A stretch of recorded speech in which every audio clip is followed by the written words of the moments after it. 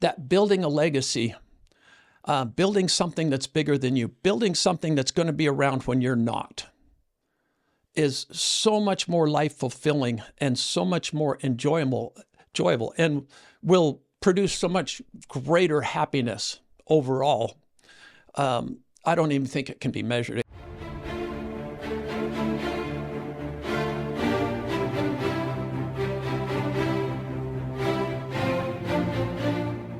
Hey, good morning, Matt. Morning, Zane. You know, I coming in today, and you know what I want to really share is a concern of mine that I've seen over the last 20, 30, maybe even 40, 50 years, is this research shows and polls show that people seem to be less satisfied, less happy with life now than, say, 40 or 50 years ago.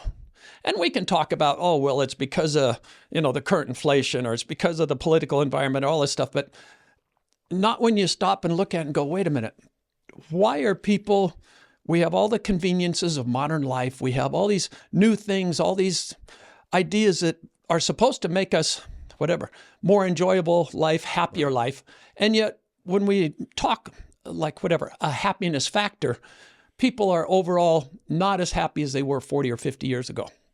So I stopped and looked at that, and I listened to a talk by Nick Saban, Alabama football coach, quite a legacy on his own in terms of a coach. And I'll paraphrase, and I'll probably change it around a little bit, but I think the idea will be there. And if you want to be, the thought, if you want to be happy for a day, go out to dinner. Maybe with some friends, treat yourself. You'll be happy for a day. If you want to be happy for a week, go play a round of golf. Probably help you out a little bit. If you want to be happy for a month, go on vacation. Whether it's a couple days or, I don't care how long, where you go, whatever. Make yourself happy for a month. If you want to be happy for a year, buy a new car. Now, let me stop right there a minute. And I don't want to interrupt too much, but I would never recommend buying a new car, because that's one of the dumbest ways you can possibly spend your money. You might as well just throw $100 bills out the window. I think you mean buy a different car. Buy a different car. Right. Buy a new car to you. Right. So don't buy a new car. Don't say, hey, Sterling told me to buy a new car. No. So if you want to be happy for a year, buy a new car to you. But if you want to be happy for a lifetime, if you want to be fulfilled, if you want to have a truly meaningful, enjoyable life, think about building a legacy and moving away from that day-to-day or that week-to-week or that month-to-month happiness and what you need to keep yourself happy, and say, no, I'm building a legacy. I'm working on something that's so much bigger than me. And that's one of the keys is, over the last 50 years, we've become much more focused on me and ourselves rather than having something bigger than us that we're working on. And I'm going to suggest to people that building a legacy, building something that's bigger than you, building something that's going to be around when you're not, is so much more life fulfilling and so much more enjoyable, and will produce so much greater happiness overall. I don't even think it can be measured. It can't be, quantified, if you will. But the key to building a legacy, and it doesn't have to be, any one person's legacy. You can look at, a teacher, say a teacher that's retiring, that's been a teacher for 45 years. Well, they certainly didn't teach for 45 years for the money. Right. Which so many people, when we're having our gatherings and talking, they're so focused on money. I got to make a living. I got to pay my bills. Well, that teacher that was 45 years in the profession, they weren't there for the money, but they were building a legacy of 45 years worth of groups of students, each year a new group of students. And it doesn't matter what you teach. You can be a college professor, you can be a 5th grade math teacher, you can be a 1st grade teacher, whatever. They've taught thousands of kids, and they've brought them along, they've moved them forward, and that's this teacher's legacy. Let's take a football coach, high school football coach. Why in the world would a high school football coach at the same school for whatever, you name it, 35 years. Certainly didn't do it to become wealthy or famous or anything like that, but he taught 35 years worth of kids competitiveness and how to work through difficulties and challenges, and probably taught him something about life along the way. And that can never be taken away from him. That's a legacy, and that's so much bigger than, oh, I'm going to go out to dinner, I'm going to be happy today. Oh, I'm going to go golfing, I'm going to be happy for a week. I'm going to buy myself another car, whatever it is. And when I look at building legacies, I feel so blessed because I've been surrounded by different people that have built their legacies in different ways. Paul Reed, friend of mine, 20 years, Vancouver, Washington, an amazing individual. I met him in my coaching program 20 years ago. Just an astonishing, inspiring individual. He got me the other day. He said, "When do you get up in the morning?" And it was 5 o'clock. He gets up at 4.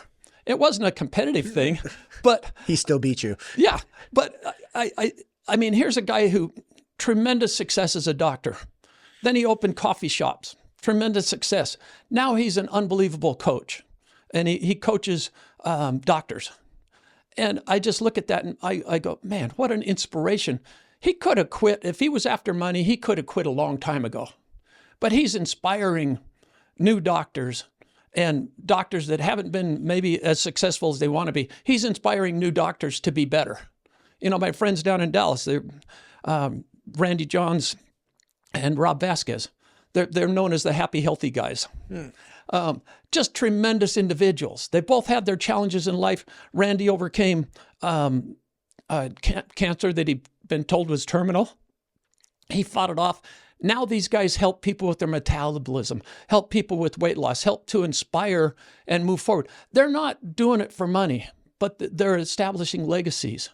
One of my legacy builders in Ohio, he came to me and he bought a property with some acreage on it, some woods, some amazing place in Ohio. He said, "Hey, my last couple of months, I've been planting 5,000 hardwood trees." And I'm like, man, that's a lot of work. He said, yeah, it takes 50 to 60 to 70 years for a hardwood tree to grow to be harvestable. So did he do that for himself? Is he going to get any benefit at all from it? He's like, I did it for my kids. I did it for my grandkids so that, 50, 60 years from now, they have harvestable hardwood trees growing on the land that I'm going to, they're going to inherit someday. He's not doing it for money, but that's something that's going to outlive him. So when we talk about building a life of joyfulness, of happiness, of tremendous resounding purpose, fulfillment, I'm going to suggest getting out of fulfilling our own needs and getting out of looking at day to day, the YOLO, you only live once. I'm going to look at this selfie I'm taking of where I am and, I'm on a beach in Mexico or whatever. I'm at this great restaurant. Look at this food I'm eating. To going, I just graduated my 38th fifth grade class. They're moving on to sixth grade. I've given them something that's going to last forever. Paul Reed teaching people how to be more successful as doctors. My buddy building or planting hardwood trees, building a legacy that's so much bigger than you. And, my son questioned me the other day. I said, hey, I'm going to talk about legacies, of course. That's kind of what I talk about. Right. But he said, well, Dad, define a legacy. What, give me some parameters. Give me some qualifications. And I was a little surprised at the answer I came up with, but I said, a legacy is something you can't sell. And then I turned around and said, legacy is also something you can't buy. So if your legacy is, I've got this much money in the bank, I'm going to give to people, that can be bought or sold. I'm going to give a bunch of, properties. when you pass away, what can happen? It can be sold. It can be turned into anything else and gone. But if you build something that's going to outlast you, whether it's as a teacher, whether it's as a coach, whether it's 5,000 hardwood trees, whether it's helping people with their metabolism so they live longer and have better lives and they can lose weight and be more successful in their own lives. Again, I'm suggesting move away from our own needs, our own, if you will, selfish individual wants, and stop thinking about day to day to day and go, okay, what am I building that's going to be a lifetime? And I realize I'm surrounded by these people. You know, I can mention my buddies in Vancouver, down in Dallas, or, you know, like the two brothers, Dan and Dave Yachter down in Florida, just amazing individuals. They're all inspiring. And I feel so, geez, I get emotional about it.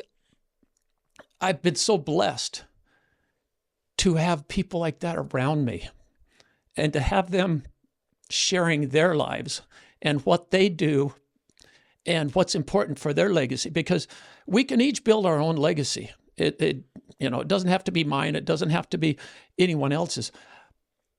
But building something that's bigger than us. And when we have our gatherings, when we have our get-togethers, we talk about that. We bring together groups of people so that we can be surrounded by legacy builders. And that's I feel tremendously sad and sorry for people that maybe don't have inspiration around them. And that's why I say, come to our gatherings, come to one of our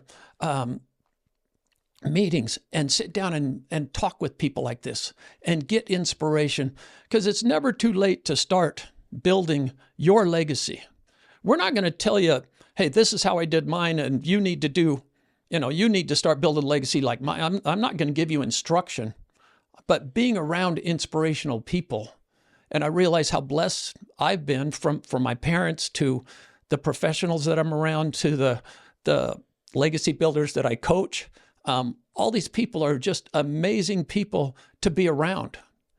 And if you don't have people like that around you, start looking around and finding them and get together and talk to people about not what did you have for dinner yesterday, or what'd you hit what was your golf score the other day, or hey, that's a new car out in the parking lot. What'd you get? Talk about legacy and what we're doing that's going to survive us. Does that ring true? Man, that's beautiful. The whole time I'm listening to you, I have like so many thoughts running through my head. I appreciate this. I apologize. I realize I get going on something and it's like I didn't give you any. No, I don't need to give input. It's you gave me a lot to think about, which I appreciate. Well, thank you, Matt. Thank you, Zane.